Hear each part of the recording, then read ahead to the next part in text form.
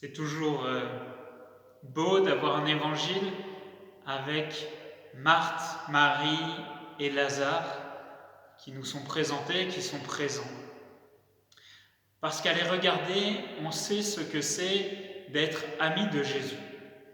Dès qu'on entend parler de Marie, Marthe et Lazare, on a cette image de Jésus qui vient chez eux, qui vient dans leur maison, qui vient habiter avec eux, qui vient les rejoindre dans leur quotidien. Être ami de Jésus, c'est d'abord ça, l'accueillir chez soi, savoir l'accueillir dans sa maison, comme vous le faites aujourd'hui, mais aussi savoir l'accueillir dans sa vie. Certains qui font cela, c'est bien sûr tous les baptisés, mais peut-être particulièrement aussi ceux qui vivent du sacrement du mariage. Dès lors qu'il y a deux époux qui vivent le sacrement du mariage, eh bien, ils ont cette chance immense d'avoir la présence de Dieu avec eux, chez eux. Nous rendons-nous compte de cela. Accueillir Jésus chez soi, accueillir Jésus dans sa maison, être ami de Jésus, c'est aussi savoir lui dire « Seigneur, celui que tu aimes est malade ». Savoir le dire comme une prière d'intercession. Seigneur, celui que tu aimes est atteint d'un cancer. Celui que tu aimes a la grippe. Celui que tu aimes est malade au plus profond de son être. Et alors ces paroles, Seigneur, celui que tu aimes est malade, prennent une intensité toute nouvelle encore lorsque nous le disons en parlant de nous-mêmes. Seigneur, celui que tu aimes est malade. Mais voilà, Jésus, c'est un ami particulier parce qu'il veut notre bien toujours et il veut notre bien le meilleur. C'est-à-dire pas simplement notre agrément, pas notre confort, pas notre bien-être, pas tout ce qui serait un bien pour simplement maintenant. Non, ce qu'il veut pour nous, le Seigneur, c'est notre bonheur. Ce qu'il veut pour nous, c'est le meilleur, c'est la vie éternelle.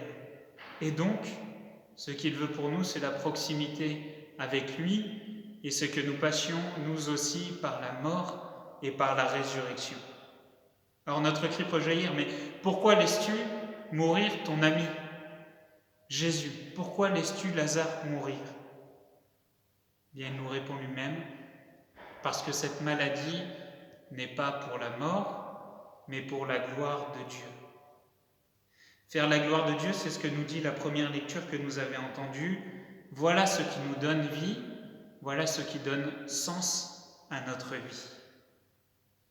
Bien souvent, on a plutôt tendance à viser notre propre gloire, ou tout du moins à faire notre propre volonté, et puis à prier un peu pour que ça arrive un peu comme le Seigneur le veut. Mais voilà, c'est nous qui avons les commandes en main. Mais au fond, n'est-ce pas parce que nous avons peur d'appartenir à Dieu, comme nous le dit saint Paul? On a peur de se perdre soi-même.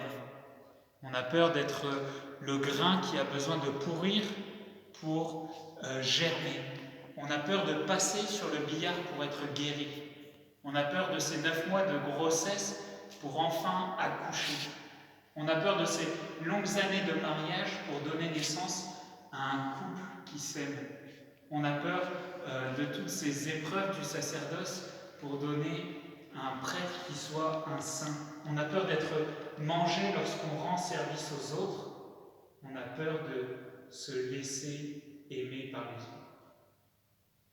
Mais notre bonheur est bien là. Il est bien dans une vie qui s'engage, d'une vie qui accepte de rentrer dans cette dimension pascale, dans cette dimension de la mort et de la résurrection que le Seigneur nous appelle à vivre avec lui. Voilà le chemin de la vraie vie, voilà le chemin de la plénitude de la vie. Dieu veut des enfants qui l'aiment, qui osent s'engager et qui soient pleinement libres avec lui. Et pour cela, je ne sais pas si vous avez remarqué, mais il y a un acteur commun aux deux premières lectures, c'est l'Esprit Saint. Qui, sinon l'Esprit Saint, est celui qui nous donne la vie au plus haut point? Lorsqu'on fait un parcours de la Bible, on voit que l'Esprit Saint est celui qui donne souffle à Adam. On voit que l'Esprit Saint est celui qui vient en Marie pour que Marie donne vie à notre Sauveur et Rédempteur. On voit que l'Esprit Saint est présent à la résurrection. On voit que l'Esprit Saint est celui qui fait naître l'Église lorsqu'il descend sur les apôtres.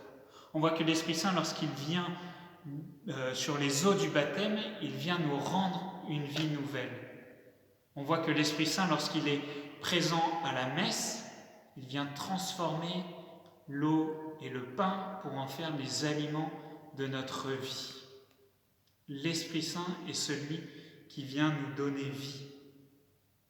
Et par notre baptême, nous savons bien que nous l'avons reçu, que c'est lui qui nous fait enfants de Dieu, que c'est lui qui nous permet d'être dans cette confiance et cet abandon à Dieu le Père, celui qui nous permet d'accepter de passer par ses morts et ses résurrections, qui nous ouvre les portes de la vie éternelle dès aujourd'hui. Mais on l'a bien reçu à notre baptême, et pourtant, parfois il manque d'espace en nous. Parfois, le feu qui est à l'intérieur de nous a tendance à diminuer. Eh bien, quand le cœur cesse de battre, il lui faut un bon massage cardiaque. Que peut être ce massage cardiaque? C'est celui de la charité. Celui de la charité qui ouvre notre cœur, qui nous détourne de nous-mêmes pour nous tourner vers les autres. Voilà par où passe l'Esprit Saint. Une petite image pour cela, c'est la différence qu'il y a entre la mer de Galilée et la mer morte. La mer de Galilée qui est alimentée par le Jourdain, qui est ouverte, eh bien, elle est pleine de poissons.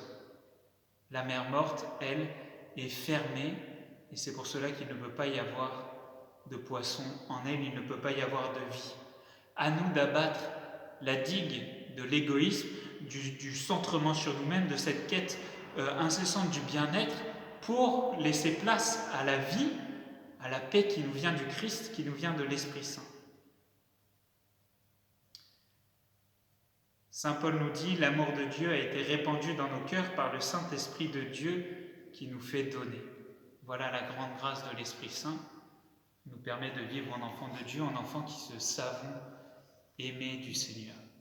L'Esprit Saint vient donner l'amour là où nous en avons besoin, il vient revitaliser les liens qui en ont besoin dans nos couples, dans nos familles, dans toutes nos relations. Alors, faisons-lui une grande place aujourd'hui, levons-nous, sortons de nos tombeaux, demandons au Christ d'être ses amis de manière toujours plus intime, osons appartenir au Christ, lui donner toute notre vie, être les enfants de Dieu. Nous sommes dans les mains du Dieu d'amour. Qu'est-ce qui pourrait nous donner plus de réconfort, plus de joie, plus de paix, plus de force et plus d'espérance?